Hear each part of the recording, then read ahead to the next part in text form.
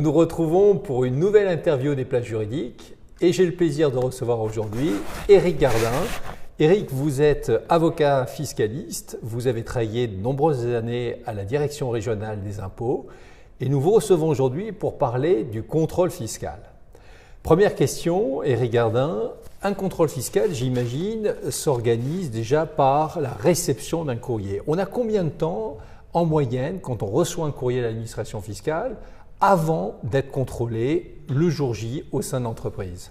Alors, lorsqu'on parle de contrôle fiscal, il faut différencier, puisqu'il y a à peu près 3 types d'exercices de contrôle fiscal. Si on parle des entreprises et des sociétés, on va parler de la vérification de comptabilité, où là, tout est encadré et très normé. En fait, on vous prévient toujours par la sonnette du facteur qui va sonner pour vous mettre un pli recommandé qui va prévoir une date d'intervention, de première intervention, généralement dans les locaux d'entreprise. C'est ce que demande l'administration fiscale. Le Conseil d'État, lui, estimait qu'un élément important pour assurer la garantie du contribuable de pouvoir faire face à ce contrôle, c'était de lui laisser le temps de pouvoir se constituer le conseil de son choix. Alors bien évidemment, le Conseil d'État a dit 2 jours. Si le conseil préféré est parti une semaine aux Seychelles ou au ski, ça devient un peu plus compliqué.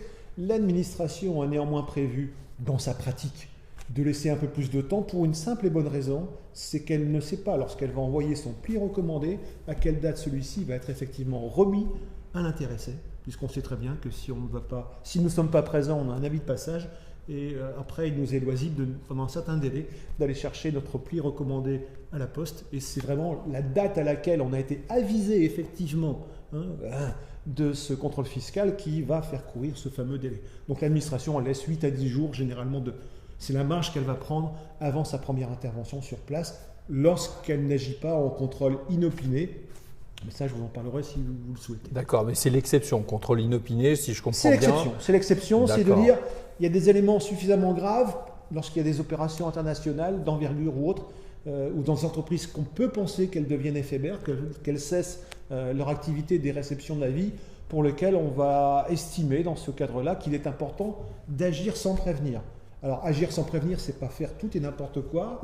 C'est en fait, on vient chez vous et on prend une photographie des éléments existants le jour de l'intervention du vérificateur pour être certain que ceux que vous allez pouvoir lui présenter dans le futur seront identiques à ceux qui ont été identifiés le jour de l'intervention inopinée. D'accord, donc si on comprend bien, on est prévenu 8 jours environ au préalable.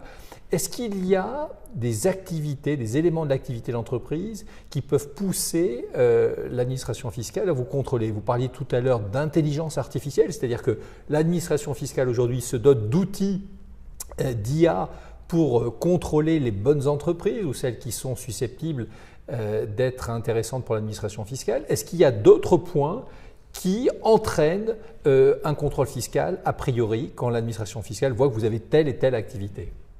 Alors, sans vous dévoiler tout ce que j'ai pu connaître, et d'ailleurs tout ce qui peut exister aujourd'hui pour lequel je ne suis plus complètement informé, c'est comme un permis à points. En fait, plus vous avez de facteurs de risque, plus vous avez de chances d'être contrôlé rapidement. C'est-à-dire qu'on va quantifier de façon très schématique. On va dire que si vous faites des opérations à l'international en exportation de services et autres, on va vous mettre 3 points. Si vous avez changé de commissaire au compte 2 fois pendant les 6 derniers exercices écoulés, on va vous remettre 2 points.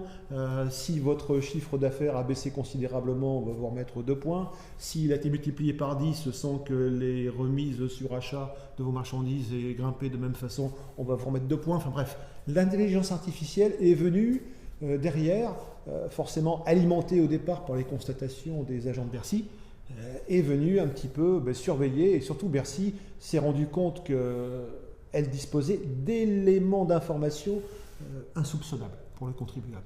Et ça s'appelle le croisement des fichiers. La CNIL a été longtemps réticente et aujourd'hui la CNIL a permis à Bercy de croiser tous ces fichiers et de donc les donner en pâture, si je peux me permettre, à l'intelligence artificielle pour mieux nous mettre sur le grill. D'accord, donc certaines activités, notamment l'export, entraînent une activité et un risque de contrôle a priori. Est-ce que lorsque nous sommes contrôlés, est-ce nous avons la possibilité de demander d'être assistés et si oui, par qui ? Alors, le texte nous dit simplement qu'on peut être assisté par la personne de son choix, une personne, voire deux maximum.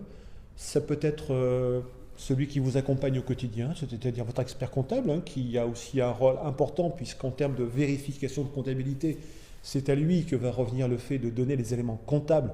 On appellera la transmission des éléments maintenant de façon dématérialisée, ce qu'on appelle le FEC, ce fameux fichier des écritures comptables. Bien évidemment, pour tout ce qui est de la procédure et des relations avec l'administration, il est à même de pouvoir jouer ce rôle.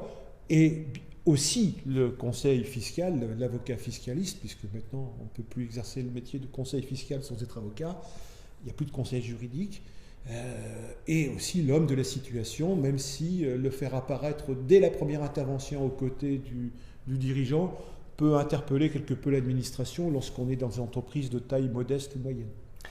Lorsque l'administration fiscale vous contrôle une entreprise, est-ce qu'elle peut accéder à tout document ou est-ce qu'elle est limitée dans les documents qu'elle peut demander au chef d'entreprise? Alors beaucoup de débats, très bonne question, beaucoup de débats de cette nature. Alors sur tous les éléments comptables et tout ce qui tient à la comptabilité, c'est une obligation de droit de lui délivrer toutes les informations.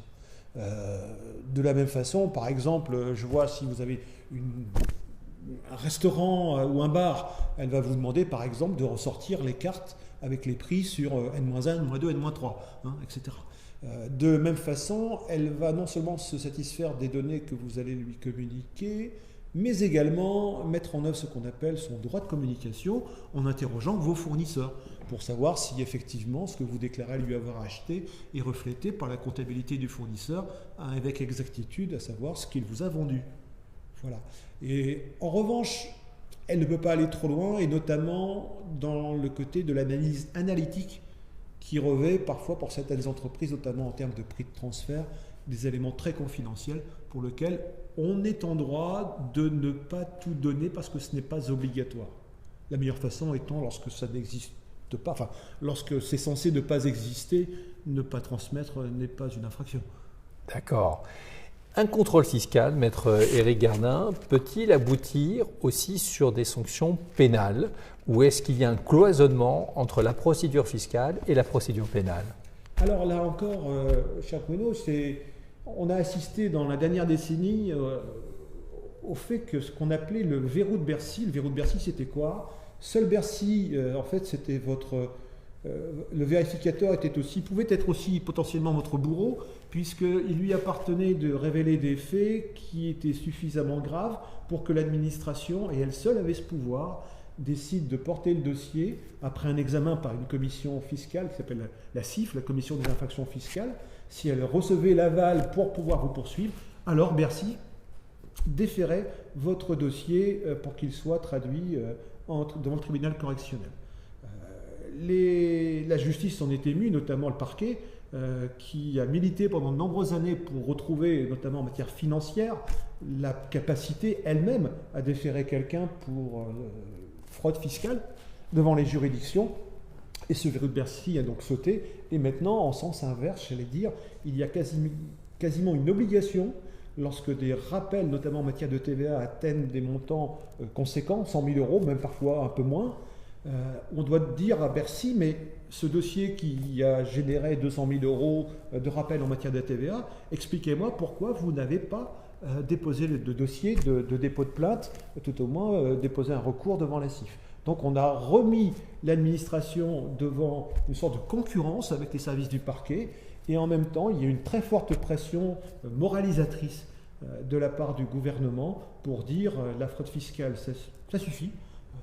Je pense que c'est surtout le phénomène de feu notre ministre Cahuzac qui a surtout incité à beaucoup plus de sévérité et d'exemplarité.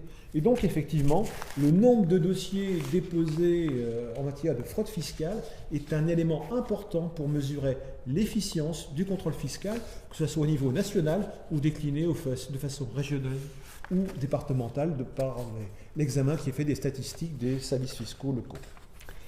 Merci Maître Éric Gardin. Grâce à vous, on en sait beaucoup plus sur le contrôle fiscal. L'intelligence artificielle au service de l'administration fiscale pour vous contrôler est désormais un outil très utilisé par les vérificateurs. On sait aussi qu'il y a des activités qui incitent l'administration fiscale à vous contrôler plus que d'autres. Merci pour toutes ces précisions et on se retrouve prochainement pour une nouvelle interview des places juridiques. Merci à vous. Merci à tous.